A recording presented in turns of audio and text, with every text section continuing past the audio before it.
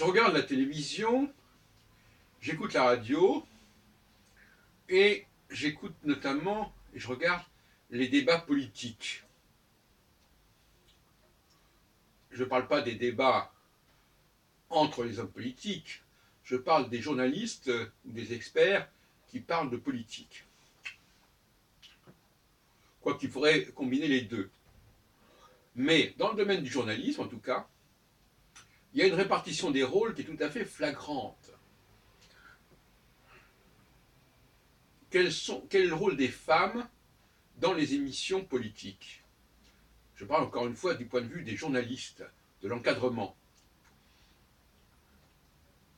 Eh bien, c'est un rôle tout à fait secondaire, où on peut aussi dire un certain rôle de responsabilité, mais ça revient au même. La personne qui distribue les temps de parole, la personne qui annonce les candidats ou les intervenants, bon, c'est quand même un rôle tout à fait subalterne. Hein. Oui, mais le pouvoir, vous savez, la notion de pouvoir est très relative. Par exemple, si je remonte mon réveil pour qu'il sonne à 7 heures, je donne du pouvoir à mon réveil. Bon, etc. etc. Donc, nous sommes dans une société extrêmement hypocrite, et c'est une bonne chose. Parce que derrière les discours, il y a la réalité. Et la réalité, finalement, elle a le dernier mot. Les femmes, dans les débats politiques, sont totalement marginalisées. Il est très rare qu'elles... par exemple, là, je viens d'écouter une émission sur Sud Radio, je ne sais pas, il y a 3 personnes qui interviennent, il n'y a pas une seule femme. Mais il y a une femme qui, à un moment donné, dit appelez-nous, etc. Ouais, bon, vous voyez où genre, hein, sous fifre. Donc, bon, il y a des exceptions. J'ai eu l'autre jour une émission où il y avait uniquement des femmes invitées à parler, bon, avec une femme qui était au centre. Mais d'une manière générale, je pense par exemple à l'émission avec Zemmour et Nolo. Il y a une brave fille qui est là et qui ne dit pas 3 mots, mais qui est au centre du système, voyez-vous. Elle est là, c'est une potiche, elle est là, et puis finalement, elle ne dit pas 2 phrases de suite, elle est là uniquement pour parler vous savez, l'ordre, respecter l'ordre, ou ne pas parler trop fort, ou je ne sais pas quoi, n'importe quoi. Enfin bref, elle n'est pas là pour s'exprimer, véritablement. C'est ça le problème. Donc les femmes ne sont pas là pour s'exprimer, elles sont là pour encadrer, pour répartir les temps de parole, des choses comme ça. Et on le voit aussi dans les réunions privées, dans les cafés philo, dans les réunions de ce type, où on voit essentiellement des hommes qui s'expriment. Cela dit, il y a des manipulations tout de même, il y a des manipulations.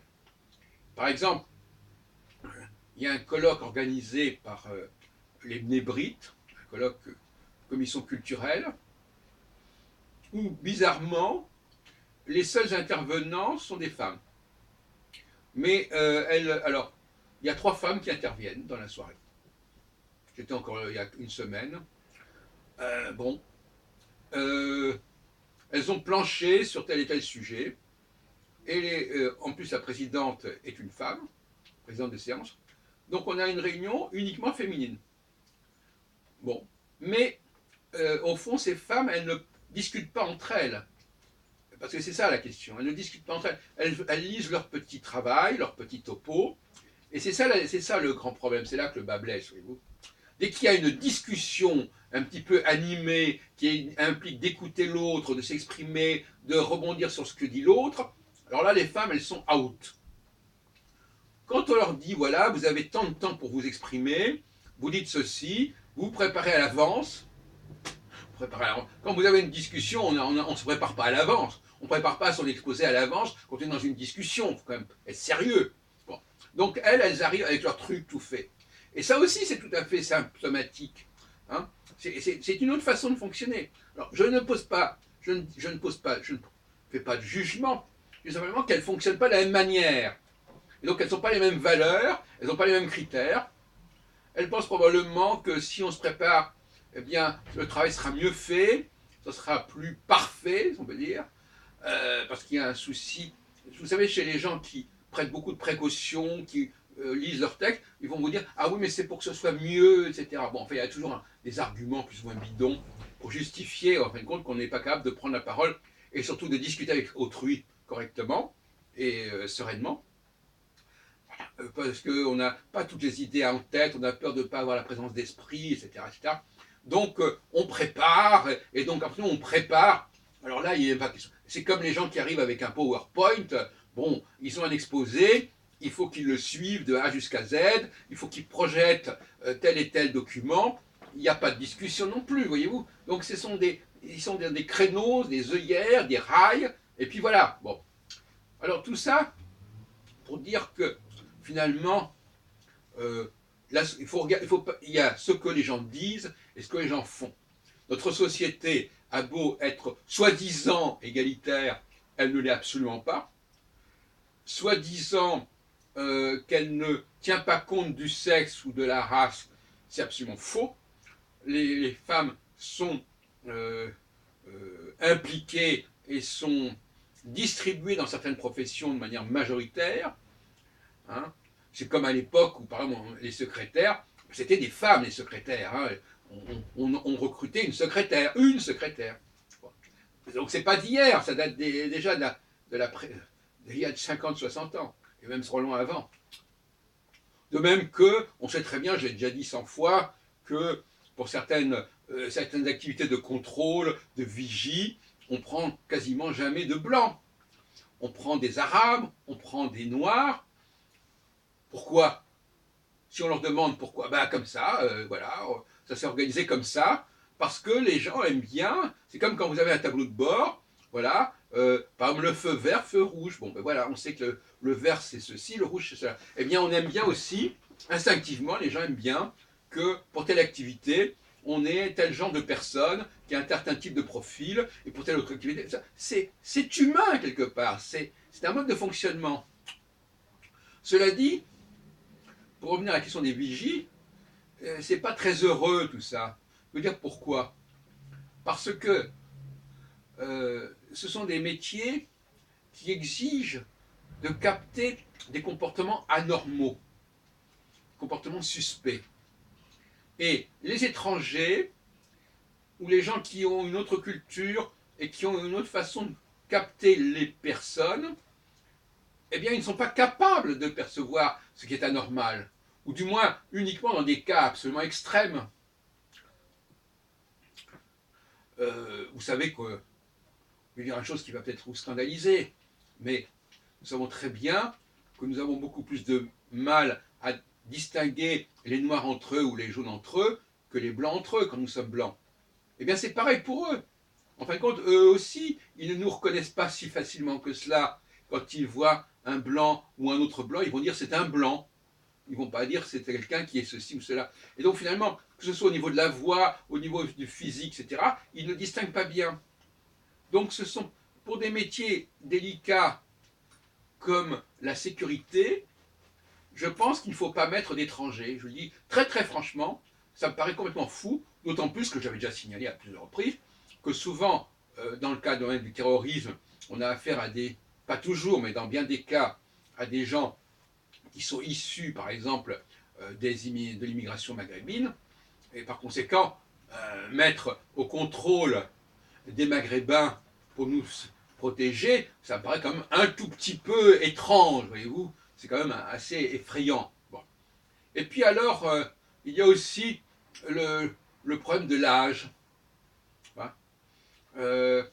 On aime bien, comme je vais à des soirées musicales comme Animato, eh ben, c'est réservé, bon, vous me direz que c'est peut-être une position, bon, mais il faut être jeune. Hein. Il faut être jeune, on ne va pas faire jouer du piano à quelqu'un qui a plus de 30 ans, par exemple, dans ce genre de soirée. Non, je donne cet exemple. Mais pour vous dire que constamment, il y a des problèmes de catégorie. Nous avons un certain mode de fonctionnement du cerveau qui aime bien les catégories. Et on est dans un sens, alors on est classé comme ceci ou comme cela. Bon, effectivement, ça permet quand même d'avoir des débouchés. Hein. Quand on a un certain profil, on est déjà affecté à un certain type de débouché où il y a quelque chose de possible. Bon. Et alors, effectivement, euh, concernant le travail, il est clair que euh, certains travaux ne sont pas acceptés par certaines personnes parce que dans ces travaux-là, il y a un certain type de physique, un certain type, un certain profil, et donc il y a un problème de promiscuité. On ne veut pas être avec des gens qui ne nous ressemblent pas dans un certain boulot. Si un boulot est occupé à 90% par des noirs, on ne voit pas un blanc faire ce travail. Quelque part, il va se sentir décalé. Voyez-vous. Il faut faire très attention au problème d'homogénéité. Quand il y a trop d'homogénéité dans un groupe, ce groupe se referme sur lui-même. C'est très fréquent, ça. Très fréquent. Je ne parle pas uniquement des groupes professionnels, je coupe aussi des groupes relationnels, des réunions. Eh bien, voilà, moi je ne sais pas, je ne parle pas à telle communauté dans une synagogue X ou Y que je ne citerai pas. Eh ben voilà, on attend un certain type de personnes, et si, et c'est pas tellement que les personnes qui ne correspondent pas à ce type vont être rejetées, ce sont elles-mêmes qui ne vont pas se trouver bien dans ce groupe-là parce qu'il est trop homogène, parce qu'il est trop spécifique, il est trop typé. Donc, moi, je ne suis pas en train de. Je ne suis pas dans le racisme là. Au contraire, je dis faites attention de faire que certaines professions ne soient pas monopolisées par un certain type de un certain type physique. C'est quelque part tentant. Profession A, physique A. Profession B, physique B, etc. Mais on va dans ce sens-là. C'est assez hallucinant. Et ça, c'est un côté technologique. C'est effectivement, il y a une sorte de rationalité. Voilà, on s'attend à ce que telle profession soit assurée par un certain type de personne. C'est comme ça. Ça on pourrait appeler ça de la rationalité. Je ne sais pas si c'est vraiment le mot qui convient. Mais il y a une espèce de cause à effet. Profession A, type A, etc., etc. Donc ça, c'est quand même assez un problème. C'est quand même un problème. Donc, pour revenir à notre sujet, les femmes semblent incapables, et là c'est vraiment une question de compétence, c'est pas simplement... Alors justement, toute la question est là. Quand on nomme des gens pour faire des boulots pour lesquels ils ne sont pas compétents, c'est pas du tout inconcevable. Je vais donner l'exemple d'essais noirs qu'on prend comme vigies. À mon avis, ils ne sont pas du tout compétents pour être des vigies. Ils ne sont pas du tout compétents pour capter des comportements anormaux. Parce qu'ils n'ont pas la perception, ils n'ont pas la finesse de perception, parce que tout simplement, ils ont été élevés dans un monde noir, où le blanc, c'est une espèce d'abstraction.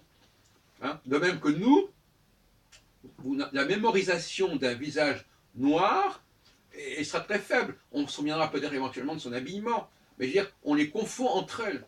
Moi, je sais par exemple que j'ai à côté de mon local un coiffeur qui ne coiffe que des noirs. Je serais incapable de distinguer entre les clients, entre ses clients. C'est inconcevable. Eh bien, c'est normal. Bon, alors à partir de ce moment-là, faisons attention de savoir à quelle activité on affecte une certaine population.